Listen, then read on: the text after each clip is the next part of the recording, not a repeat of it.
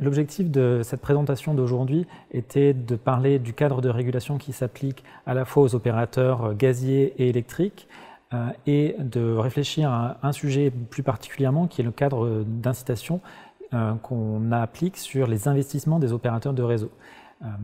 Pour revenir un peu sur le cadre de régulation actuel, historiquement, ce qu'on a cherché à faire, c'est surtout de mettre en place un cadre qui ne soit pas désincitatif à l'investissement et s'assurer finalement que les opérateurs aient les moyens de faire l'ensemble des investissements qui sont nécessaires.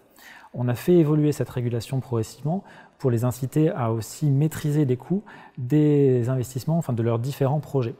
Et ce à quoi on réfléchit aujourd'hui au vu des enjeux du secteur, notamment du fait que on a des soutirages qui sont plutôt stables, voire en baisse, et des besoins d'investissement qui sont toujours plus importants. Donc pour garder finalement des tarifs qui soient acceptables pour les utilisateurs de réseau, maîtrisés, ce qu'on cherche à faire, c'est aussi avoir des meilleures incitations sur les choix des projets d'investissement qui sont décidés par les opérateurs de réseau. Donc pour ce faire, on a proposé au panel de cette conférence trois idées principales. La première, c'est de travailler sur la doctrine d'investissement des opérateurs pour les faire choisir les projets les plus bénéfiques à la collectivité, à l'ensemble des utilisateurs de réseau.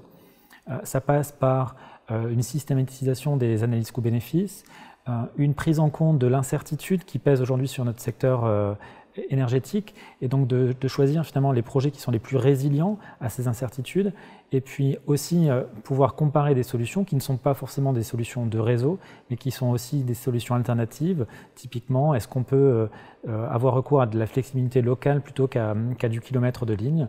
Donc tout ça doit être inclus dans la doctrine d'investissement des opérateurs. La deuxième idée, c'est d'avoir des taux de rémunération qui soient plus adaptés à leurs conditions de financement et notamment d'avoir un taux qui s'applique sur les nouveaux investissements qui soit vraiment au plus proche des taux de marché pour éviter qu'à court terme, comme on est dans une période de taux bas, d'avoir une surincitation à l'investissement et inversement, quand les taux remontent, de risquer d'avoir une sous-incitation à l'investissement. Donc ça, c'est le deuxième levier. Et puis le troisième levier, c'est de considérer un élargissement finalement du spectre des projets concernés par la régulation incitative à la maîtrise des coûts, soit en gardant le même mécanisme qui s'applique aujourd'hui aux gros projets des opérateurs, de transport en tout cas. Donc ça couvre aujourd'hui à peu près un tiers des investissements.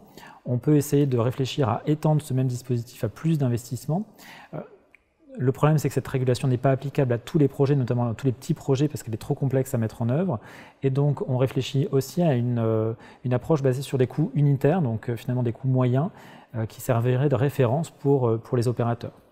Donc, toutes ces idées s'inscrivent dans un cadre de réflexion qui est mené par la CRE et qui va donner lieu à une consultation publique en février 2019 pour 2 mois et qui va ensuite aboutir à des décisions tarifaires pour les infrastructures gazières fin 2019 et pour l'électricité fin 2020.